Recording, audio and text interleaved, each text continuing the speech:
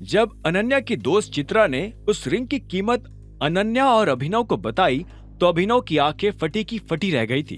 अभिनव ने अपने आप से कहा, अरे इससे ज्यादा पैसे तो मैंने दिए थे। लेकिन उसकी बात उन दोनों लड़कियों तक नहीं पहुंची। इस बीच अनन्या ने चित्रा से पूछा, इसका ऑक्शन हुआ था? हाँ और क्या, और ये हर बार लिमिटेड ही होती है। लोगों का ऐसा मानना है कि इससे लाइफ में लक आता है, क्योंकि खुद रीना की शादी भी एक बहुत अमीर आदमी से हुई थी। हो सकता है कि तुम्हारी जिंदगी भी इस अंगूठी की वजह से चमक उठे। चित्रा के मुंह से ये बात सुनते ही अनन्या हंसने लगी और बोली, अच्छा मुझे नहीं पता था कि ऐसा भी कुछ होता है। अरे मैं तुझे एक चीज तो बताना भूल ही गई।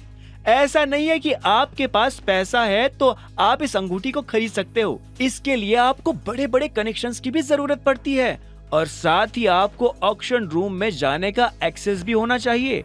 वहाँ दुनिया के सबसे अमीर लोग ही आते हैं, वरना 50 करोड़ की अंगूठी खरीदना हर किसी के बस की बात तो नहीं होती ना। एग्जैक्टली। अभिनव तभी उन दोनों के बीच में आते हुए बोला। उसे चित्रा के मुंह से ये सब सुनकर आखिरकार खुशी महसूस हो रही थी। अभिनव की बात सुनकर चित्रा ने उसे पलट कर देखा और फिर अनन्या को बोली, तुम्हारा पति ठीक नहीं है क्या अनन्या? चित्रा अभिनव की शक्ल देखकर ही इरिटेट हो रही थी। अभिनव ने तुरंत सफाई में कहा, नहीं मैं तो बस कह रहा था कि तुम सही कह रही हो। चिराग जैसा आदमी किसी कीमत पर भी इतनी महंगी अंगूठी नहीं खरीद सकता, सीरियसली। चित्रा ने हंसते हुए कहा और अनन्या से बोली, अनन्या एक बार फिर से बताना अभिनव क्या करता है? अरे यार चित्रा जाने देना, मैंने कहा था ना ये ऐसा ही है। अनन्या ने अभिनव पर खींचते हुए कहा। वो नहीं चाहती थी कि अभिनव चित्रा के सामने अपना मुंह खोलकर उसकी और फजीहत करवाए। चित्रा ने आगे कहा, बात तो बहुत बड़ी बड़ी कर रहा है, लेकिन है तो घर जमाई ही ना। ये घर में कुछ कंट्रीब्यूट भी करता है या नहीं? चित्रा की आंखों में अभिनव के लिए घिन बढ़ती चली जा रही थी। अभिनव से जब बर्दाश्त नहीं हुआ तो उसने कहा, मैंने कोई बड़ी बड़ी बातें नहीं की है, और वैसे भी मेरे पास जॉब है, वो भी अकरम की वजह से। चित्रा ने बड़बड़ाते हुए कहा। अभिनव घूरते हुए चित्रा को देखने लगा। उसे समझ नहीं आ रहा था कि चित्रा को उसके बारे में इतना सब कैसे पता था। शायद अनन्या ने ही चित्रा के कान भरे थे। अभिनव ये भी समझ गया था कि अब आगे बहस करने का कोई फायदा नहीं था, इसलिए वो चुप रहा। लेकिन अभिनव की हैरानी उस अंगूठी के लिए बरकरार थी। अगर ये अंगूठी इतनी कीमती थी तो फिर चिराग के हाथ कैसे लग गई थी? वो अब अलायना के रिप्लाई आने का बेसब्री से इंतजार कर रहा था। बहरहाल अनन्या के लिए तो चिराग भगवान बन चुका था। वो मन ही मन उसे धन्यवाद पर धन्यवाद देती जा रही थी। कुछ देर के बाद अनन्या की गाड़ी घर पहुंच चुकी थी। पूरे रास्ते दोनों लड़कियां अपनी बातों में मगन थी और उनकी नजर में अभिनव नाम का कोई आदमी उस गाड़ी में बैठा ही नहीं था। अभिनव को भी उनकी खासी परवाह नहीं थी। वो बस बिस्तर पकड़कर सोना चाहता था। वो काफी थक चुका था। जैसे ही अभिनव अपने बेडरूम की तरफ बढ़ने लगा तो अनन्या ने उसे रोकते हुए कहा, अरे कहाँ जा रहे हो? अभिनव ने कमरे की तरफ इशारा कर दिया। अनन्या उसके पास आई और बोली, मैंने तुमसे कहा था ना कि चित्रा यहाँ रुकने वाली है, तो फिर तुम इस कमरे में कैसे जा रहे हो? तो और मैं किस कमरे में जाऊं? इस घर में इसके अलावा कोई कमरा है? मैं भी थक चुका हूँ, मुझे भी सोना है। तो तुम वो नौकरों वाले कमरे में सो जाओ ना। अनन्या ये पहले भी तो वही सोया करता था ना। चित्रा ने बीच में आते हुए कहा और फिर से हंसने लगी। इस बार अभिनव से रहा नहीं गया और उसने कहा, अनन्या तुमने अपने पति के बारे में इससे ऐसा क्या क्या कह दिया है जो इसका मुंह बंद होने का नाम ही नहीं ले रहा? ये कुछ भी बोलती जा रही है और तुम इसे चुप भी नहीं करवा रही हो। अभिनव की बात के जवाब में अनन्या कुछ कह पाती उससे पहले ही चित्रा ने कहा, अरे अभी तो मैंने कहना शुरू किया है, अभी तो मेरे पास और भी बहुत कुछ है कहने को। चुपचाप चले जाओ वरना सुन सुनकर तुम्हारे कान फट जाएंगे। अभिनव अब चित्रा के मुंह लगकर अपनी नींद खराब नहीं करना चाहता था, इसीलिए वो चुपचाप नौकरों के कमरे में सोने चला गया।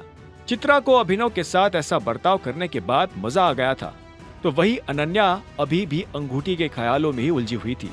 अगली सुबह जब अभिनव की नींद खुली तो वो उठकर सीधा अनन्या के कमरे के बाहर पहुंच गया।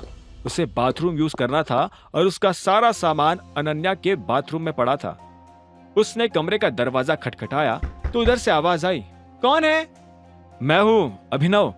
मुझे इससे पहले कि अभिनव आगे कुछ कह पाता, उधर से आवाज आई, बाद में आना, अभी हम लोग कुछ जरूरी बातें कर रहे हैं। अभिनव ये सुनकर हैरान हो गया। इससे पहले कि वो इस बात का कोई जवाब देता, उसे अंदर से दोनों के हंसने की आवाज आई। अभिनव समझ गया था कि रात से दोनों की बातों का जो सिलसिला चल रहा था वो अभी तक खत्म नहीं हुआ था।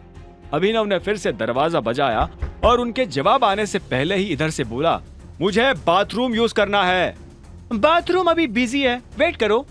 अनन्या, मुझे ऑफिस जाने में देर हो रही है, अभिनव ने कहा, लेकिन जवाब में उसे फिर से उन दोनों के हंसने की आवाज आई। अभिनव का मन तो कर रहा था कि वो पहले दरवाजा तोड़े और फिर अंदर जाकर उन दोनों के दांत भी तोड़ दे, लेकिन फिर उसने अपने आप को शांत किया और दरवाजे के बाहर खड़ा होकर गहरी सांसें लेने लगा। कुछ देर के बाद हंसी की आवाजें बंद हुई तो अभिनव समझ गया कि उन्होंने बाथरूम इस्तेमाल करना शुरू कर दिया था।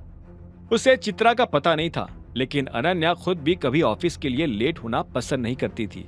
वो इस वक्त ऐसा कोई काम करने का रिस्क नहीं ले सकती थी जिसकी वजह से उसके दादा नाराज हो।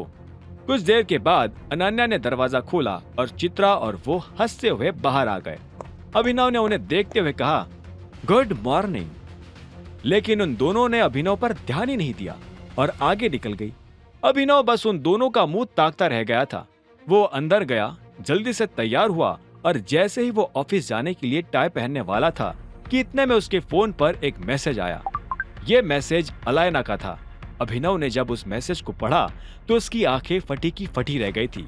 अलायना ने मैसेज में ये तो लिखा था कि अभिनव जिस डायमंड का जिक्र कर रहा था वो सच में रेयर और महंगा था।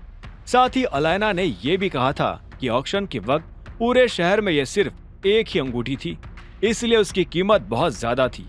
ये मैसेज पढ़कर अभिनव के दिमाग में फिर से वही सवाल कौन था कि आखिर चिराग के पास ये अंगूठी आई कहां से। यही सोचते हुए अभिनव नीचे नाश्ते के लिए आ गया था। उसने देखा कि नाश्ते के लिए सनी भी बैठा हुआ था। सनी को इस वक्त यहाँ देखकर अभिनव हैरान हो गया था। उसे वैसे तो सनी के बगल में बैठना था, लेकिन वहाँ पहले से चित्रा आकर बैठ गई थी। ठीक तभी शर्मिला ने सनी को देखते हुए कहा, तुम यहाँ क्या कर रहे हो सनी? सनी ने मुस्कुराते हुए कहा, ये घर भी तो मेरे घर जैसा ही है, तो फिर आप मुझसे ये सवाल क्यों पूछ रही हो? सनी की बात पर हरदेव ने कहा, सनी ठीक कह रहा है शर्मिला, जितना अधिकार इस घर पर तुम्हारा या अनन्या का है उतना ही सनी का भी है।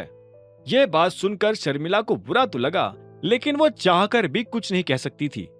टेबल पर कुछ देर के लिए सन्नाटा छा गया था। ठीक तभी हरदेव ने कहा, एक चीज तो मैं तुम लोगों को बताना ही भूल गया, प्रोटॉन वाला कॉन्ट्रैक्ट सनी संभालने वाला है।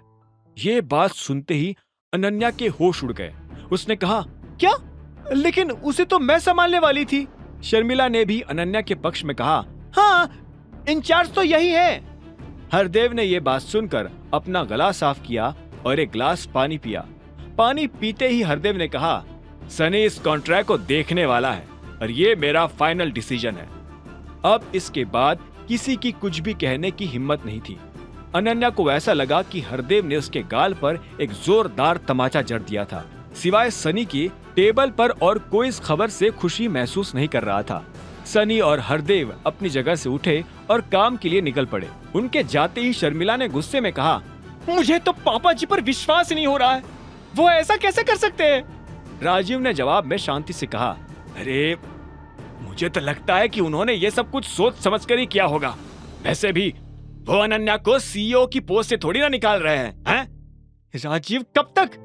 अगर इसी तरह चलता रहा ना तो अनन्या कब तक सीईओ बनी रह पाएगी? मुझे तो शक है कि सनी ने अनन्या के खिलाफ उनके कान भरना शुरू कर दिए हैं, और इन सब में अगर किसी की गलती है तो वो है ये अभिनव की। अभिनव, जो कि इस वक्त पानी पी रहा था, ये बात सुनते ही पानी उसके मुंह से बाहर निकल गया। उसे समझ नहीं आ रहा था कि हर बार वो कैसे चपेट में आ जाता था। अगर कल को इस घर में भूकंप भी आएगा तो भी शायद शर्मिला अभिनव को ही उसका दोष देगी। इससे पहले कि बात और आगे बढ़ती, अभिनव अपनी जगह से उठा और सफाई देने की बजाय बोला, मैं चलता हूँ, बाय। इतना कहते उसने अपना बैग उठाया और सीधा बाहर निकल गया। ऐसा नहीं था कि अभिनव अनन्या को समस्या में डालकर भागना चाहता था, उल्टा वो तो तुरंत गाड़ी में बैठा, उसने अपना फोन निकाला और सीधा रानी को फोन मिला दिया। उधर से रानी ने फोन उठाते ही कहा, गुड मॉर्निंग टाइगर, मैं आपकी क्या हेल्प कर सकती हूँ? आज प्रोटॉन और एलेक्स कॉर्पोरेशन की मीटिंग है ना? हाँ सर, आज से ही उस कॉन्ट्रैक्ट पर काम शुरू होने वाला है। रानी ने कहा। अभिनव ने निराशा में अपना सिर हिलाया और बोला, ठीक है, अगर वो लोग मीटिंग के लिए सनी सिंह को भेजते हैं तो हम ये कॉन्ट्रैक्ट टर्मिनेट कर देंगे। यह सुनती रानी एक पल के लिए शांत हो गई, लेकिन अगले ही पल उसने कहा, ठीक है बॉस। उसकी बात सुनते ही अभिनव ने फोन काट दिया। उधर जब अभिनव ने रानी से बात की, तभी इधर देवेन की भी चिराग के साथ एक अपॉइंटमेंट थी। देवेन चिराग के सामने बैठा था। चिराग ने उससे पूछा, तो तुम क्या चाहते हो? मैं तुम्हारे लिए क्या करूं? देवेन ने एक गहरी सांस ली और बोला, मैं आपसे बस शेयर्स के मामले में हेल्प चाहता हूं। मैं जल्द से जल्द आपको पैसा वापस कर दूंगा, आई प्रॉमिस। इसके अलावा मैं आपको अच्छा खासा इंटरेस्ट भी पे करूंगा। आप प्लीज मेरी हेल्प कीजिए। चिराग ने उसकी बात सुनकर धीरे से हाँ में सिर हिलाया। वो जानता था कि देवेन उसके लिए काम किया करता था, ऐसे में उसे देवेन की मदद जरूर करनी चाहिए। लेकिन वो देवेन को जो पैसा देने वाला था, उससे वो हरदेव के आने वाले जन्मदिन के लिए एक बहुत ही महंगी घड़ी खरीदना चाहता था। अनन्या ने उसे बताया था कि हरदेव को वो घड़ी अपनी जान से भी ज्यादा प्यारी थी। लेकिन इधर देवेन के मुंह से ब्याज की बात सुनकर चिराग का मन डोल गया था। उसे समझ नहीं आ रहा था कि वो क्या करे। अब आगे क्या होने वाला था? क्या चिराग देवेन की मदद करेगा? जिस समस्या में अभिनव ने देवेन को फंसाया था, क्या अभिनव उसमें से देवेन को इतनी आसानी से बाहर आने देगा? और क्या अनन्या कभी जान पाएगी कि अभिनव उसकी पीठ पीछे उसके लिए क्या कुछ कर रहा था? और कहाँ जा रही थी अभिनव और चाहत के रिश्ते की गाड़ी? टर्न ऑफ टाइगर के सारे एपिसोड्स को सुनने के लिए डिस्क्रिप्शन में दी लिंक से डाउनलोड करें पॉकेट FM ऐप।